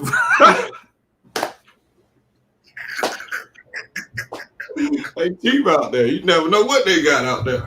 First of all, I don't do that. I'm a happily married man, right? One woman. All of this body belong to one woman. And hey. one woman. You know what I'm saying? Anyway, hey, look. So let me read this to you, brother. Yeah. And I want your initial honest opinion. All right. All right. So it says, so a man broke up with his woman for doing the Busset challenge after he asked her not to. Is he tripping for leaving her, plus not letting her do the challenge, or was she tripping for doing the challenge anyway, despite what the man said? What are your thoughts? So he didn't want her doing it. Yeah, he told her like. So he's a man that stood on what the hell he said. A lot of times, the men and women, we say shit that we really don't mean to try to like see what we got, basically. So you throwing your hand down trying to see what kind of power you got in your situation. So if a mug say, yo, I don't want you doing it, and he leaves you, he just stood on what the hell he said he was going to do. Now, if he says he's going to leave you and he don't, then you feel the freedom to keep doing it. So it's consequences. So, I mean, totally right for it. If he said he was going to do it, then do it. I'm not going to pull out a gun and say I'm going to shoot you and not shoot you. What's the purpose of you having the gun? Like, bro, shoot this motherfucker. Well, shoot in the air or something. That analogy was extreme. But, yeah, very. I always go to extreme. But go ahead. What did you think? Well, no. So I agree with you, right? So if your partner is honest with you and tells you that they're not comfortable with something, and then you turn around and go and do that exact same thing that they tell you that they're not comfortable with, you had the nail right on the head, bro. Like, actions have consequences. So but what messed me up, right? The reason why I brought it up is because I got another homeboy who like shared the same thing, and it was like a thread full of people of the female species that was like, he trying to control her. He can't tell her what to do. But I was like, it's not trying to control somebody. Like, if you're in a relationship with somebody, like that involves compromise. Like, you know what I mean? So if your partner tells you like, hey, I'm not comfortable with this. So the analogy I would use is like, if my wife tells me I'm not comfortable with you having sex with other women. Right. And if I go out and have sex with other women, she leave me, I shouldn't be surprised. Right. You know what I mean? Told you. Yeah, but that's a problem that a lot of women have where, I'm not gonna say all women, but at the same time, a lot of dudes don't really stand on what they say they, you know what I'm saying? They don't stand on what they believe in. So when somebody says they're gonna do something and do it, it's mind-boggling. Mm-hmm. So I've had situations where a girl be like, yo, I'm tired of fooling with you, yada, yada, yada. And I'd be like, all right. And that would be the end of it. They want me to argue with them back and, you know what I'm saying, go back and forth. And it's like, no, you made a decision based on what the hell I said or did. Why the hell would I argue with you about it? You said you're going to leave and you left, and that's fine. You know, like a lot of people want the arguing and they feel like if you don't chase them, then they wouldn't really work. Like, that's not even, you know what I'm saying? Like, what the hell is the point of chasing something that you know you ain't getting back? Yeah. You know what I'm saying? So it was a little funny to me because, like I said, like, they were just like, oh, you know, he's trying to control her by telling her what to do with her body and all that. And I was like, you know, that's not it at all, right? Like, when you're in a relationship with somebody, you know, boundaries, like, that's a thing. Like, that's a thing in any relationship. Like, not everybody's comfortable with everything, but you have to recognize that, especially when your partner tells you, you know what I mean, like, what's something that, you know, will bother them. But I thought it was funny, man. That's why I said, you know, I wanted to kind of talk about it. You know what I mean? Just kind of see what your thoughts are with it. I actually was like, so ever since last week when you was like, hey, man, we're going to do this. So I've been kind of like contemplating topics like week. It's really, and then like people get in here and they realize it's nothing like that. Like, we can take up time just having a conversation. So it's some beautiful shit. With that, like, some people don't mean what they say, other people mean what they say, and if you ain't, and it's not control. He just said what he ain't gonna do. You know what I'm saying? And stood on it. Like, if you want to do that, then do that, but do that with somebody else or do it by yourself. Mm-hmm. That's basically what the dude said. You know what I'm saying? And I don't know why people would even. I realize like people on the internet, man, these motherfuckers really don't have lives for one, and Facts. they get mad about any fucking thing. What do you think about the Weeknd's performance at the Super Bowl? I didn't mind. I didn't watch it. Okay. Cause I'm not a fan of The Weeknd, so I honestly couldn't tell you a name of any song that he got. So I'm gonna tell you what I did during the halftime. I turned on YouTube and was watching like the little stand-ups where they what is it called? This Is Not Happening, right? From Comedy Central joint. And I was just watching those during halftime because like I had no interest in watching Buddy at all. Okay. I literally couldn't tell you a single song of his. I can't feel my face when I'm with you, but I love you. No, I didn't ask you to sing to me, sir. Oh, okay. Well, damn. I thought it was a good time. I didn't ask you to sing to me. Don't ever sing to me again. I only call you when it's 5:30.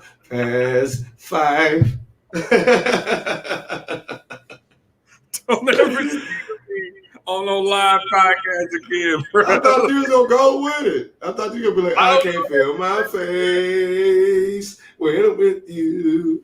Pause, but I love it. Okay. All right, bro. Listen. But anyway, like I said, I honestly I did not watch it at all. I really couldn't wait for the motherfucker to get off my TV screen so we could get back to the football. But the game itself was still bad. Yeah. What did you think? Because I was having the time of my life, of course. But. Well, I mean, you as a Bucks fan, I would imagine you was overly elated. Like you knew the game was over when the fourth quarter started. So I don't knock you for that. I'm just talking about for me as a fan of football, it wasn't an enjoyable game to watch. It was like, you know, after the second quarter, it was like the Chiefs just had no chance in the game. I wanted it to be a good game. I didn't care who won. I just wanted it to be a good game. Like I was expecting it to be an instant classic. I'm gonna be honest with you. I expected it to be like a 3-point game and somebody like scoring at the, you know, at the end of the game, possibly even overtime. That's what I expected. I guess I just underestimated the fact that they lost 2 starters on their own line. I was like, yo, we're gonna win this game because literally our line correct shot by itself. And I knew that going into the game. So like people were like, yo, who should I bet on? I'm like, yo, put your money on Tampa because their line is fucked up. Like Mahomes used to get him, and Mahomes in that game, he wasn't bad. He threw some crazy passes that hit motherfuckers in the face. So literally, I mean, he wasn't bad, but I knew the first like 3 plays where he was like running. Because like the first couple drives, he was literally running for yards. Mm-hmm. And nobody was getting open. And I knew, you know what I'm saying? I'm like, okay, it's only a matter of time. Can't run around forever. And he got a fucked up toe. Yeah, it was tough to watch for him because he was out there balling. Like he, you know, stats may not show that, but Pat Mahomes out there, he was balling. Like he was out there giving it everything he could get, and he wasn't getting a lot of help from his receiver. They couldn't get open. They were dropping easy passes, like, and then obviously the line, you know, they tried, but they couldn't block them boys. So, like, for me, it just wasn't an enjoyable football game to watch. But, I mean, having said that, you know, I was happy for you because, I know you're a longtime Bucks fan. And just being able to see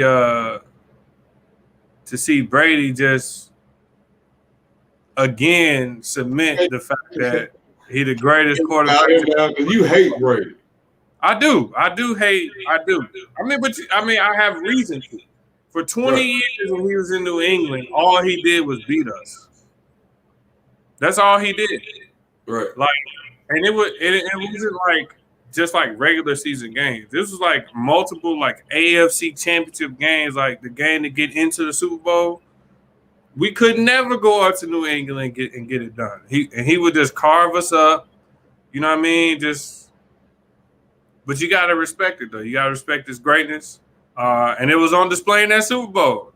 Yeah, people like he didn't win the game. That nigga didn't lose it either. Like, no, he won the game. Yeah, he was carving them up. Like, it was bad. Like, he had one mistake, but then even that one mistake was taken back because Kansas City committed a penalty when a honey badger picked him off. But it was called back. You know what I mean? So, like, he, you know. Facts. Ready to go. He just like, yeah, he the GOAT, man. And like people, you know, people try to downplay it and shit. And it's like, bro, I didn't watch Montana play. I seen that last year in Kansas City. And I didn't really know what was going on. I used to just watch the Super Bowl. Mm-hmm. I was like, but consistently, this dude, no matter what the team makeup is, what the offense and defense is doing, consistently every 2 years, this man is in the Super Bowl. You can't doubt that. I don't give a damn what team he played for. Like, to me, he's the greatest quarterback I've ever watched. You know what I'm saying? He the best to ever play. Yeah. It's not a debate. He's been to the Super Bowl 10 times. Think about that. There are people who played in the league 15, 16 years who never made it there once. He's played in it 10 times and won 70% of those games. Literally. And a lot of times it wasn't, Adam Vinatieri kicked them, you know what I'm saying, the first couple of Super Bowls. But who had to get them in position? Exactly. Yeah, man. Exactly. Yeah, I have this debate. Well, not so much this year, but I used to have this debate with my homeboy who's a Chiefs fan, by the way. When I first met him, and this was back in 2014, I was like, you know, Brady the GOAT, bro. Like, that's just, he was like, nah, whatever. I'm like, all right. So I think about Tampa chances. We ain't gonna be able to bring everybody back, but I think I don't know if it's, we might be able to get J.J. Watt because I heard him and Tom Brady are like real cool. But if we can get him to replace Shaq Barrett, if we can bring Levante David back, Chris Goodwin won't be a big loss. But we still got, huh? So his name Godwin. It's Goodwin. Goodwin. I don't know how the fuck you get Godwin out of that, but whatever. Go ahead. Get shit off. We won't be able to get him back. I think we have a good chance, but with injuries and shit, I mean, we'll just see. We'll just see.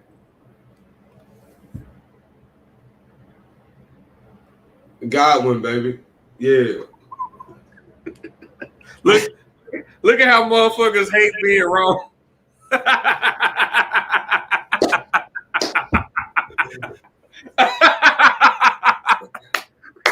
You know, call me out on my own motherfucking podcast. This nigga Googled it on the real nigga.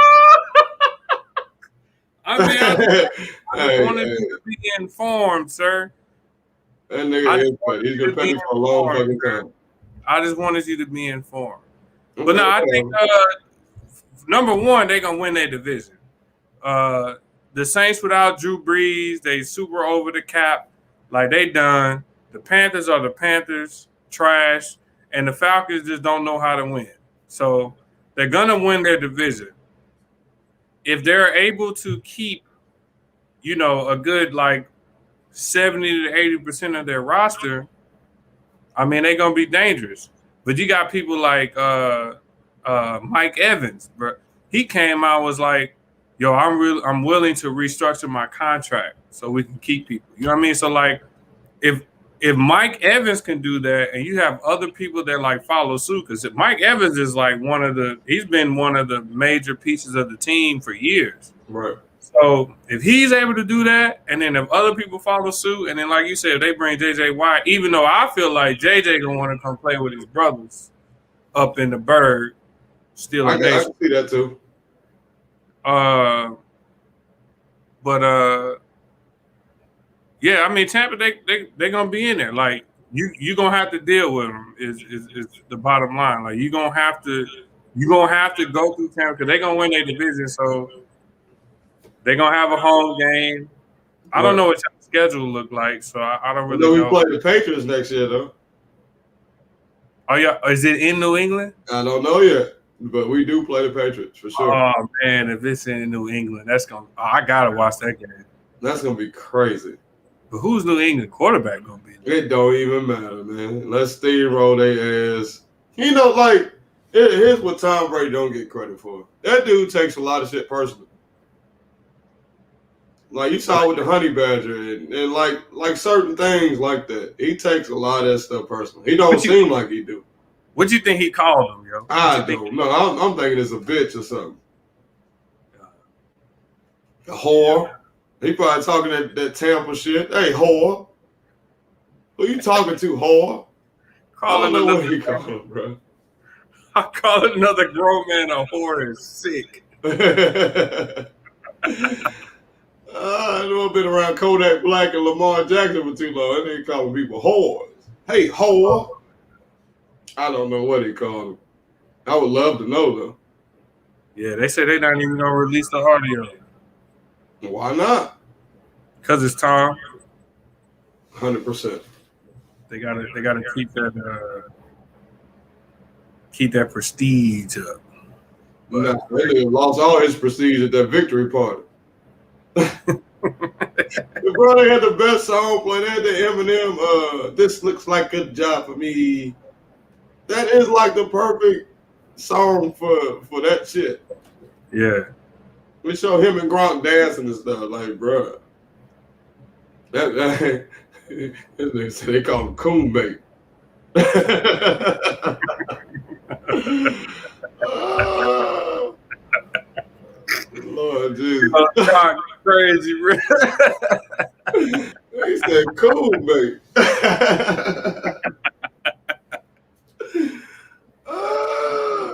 Goodness gracious, man. Yeah, that victory party was crazy though. Yeah, man, it was crazy kind of seeing him in a different light. You know what I mean? Because he usually like always so serious and stuff. But you can tell, man, he just having fun with it, and that's the scary part. Yeah, he just out there having fun and still continuing to just carve teams up. Yeah. With he was eating up Green Bay in that first half. Sorry, G-Mo. Bro. That first half was like, bro, that was spectacular. Man, killing them. Like it was bad. I mean, like I said, if you look out throughout the entire game against Kansas City, man, he was like, all right, you gonna give me this? Cool, I'm gonna take it. I'm gonna take this. Like he just, hey, look, what else can be said, man? He just the greatest to ever throw a football. For sure. But we've been on here almost 2 hours. My longest podcast with my best friend. Fat boy, if you still watching, love you to death. But I'm getting the fuck off of here. It's 1 o'clock in the morning here. So Look at you. Man, yeah, it's past my bedtime again. Who fault is that though? 100% mine, sir. That nigga said he got drunk off 2 lime margaritas. Talk about Tom Brady. I don't even think that motherfucker had some Mad Dog 20. He had avocado tequila. That's what he said. I bet he did. And that shit said Patron on the bottle. So whatever. That he drinking Florida shit now. That man probably had an Incredible Hulk or some goofy shit. Nah, he would have been dead. Man. He drag Tom Brady off his own boat. You know, he don't put shit like that in his body. Pause. Hey. Yeah, but I appreciate you, brother. I appreciate you. Sorry for the inconvenience, all the people watching. I'll try to be on time next week. We'll see how that goes. Nah, hey, look, man. Just thanks for having me on, man. Like I said, this is super dope. Very, very honored to be on the show. Make sure anybody who came and watched my guy, because I had mentioned I was going to be on here, please support every single Saturday. Supposed to be here 8 p.m. Eastern every Saturday. He gonna get it right.